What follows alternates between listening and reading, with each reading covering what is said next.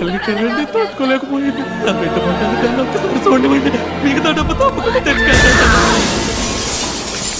ఈశ్వరి,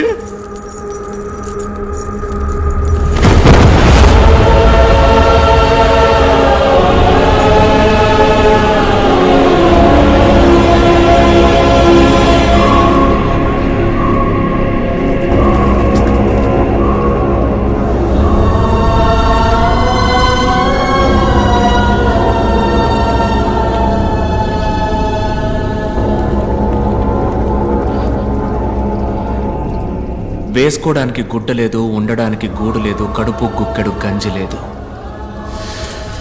ఒక్క బిడ్డని చదివించడానికి ఒక కుటుంబమే పోరాడాల్సి వచ్చింది. పేదోళ్ళ దగ్గర ఏముంటుంది సార్? వాళ్ళకుండేది ఒక్క ప్రాణమే.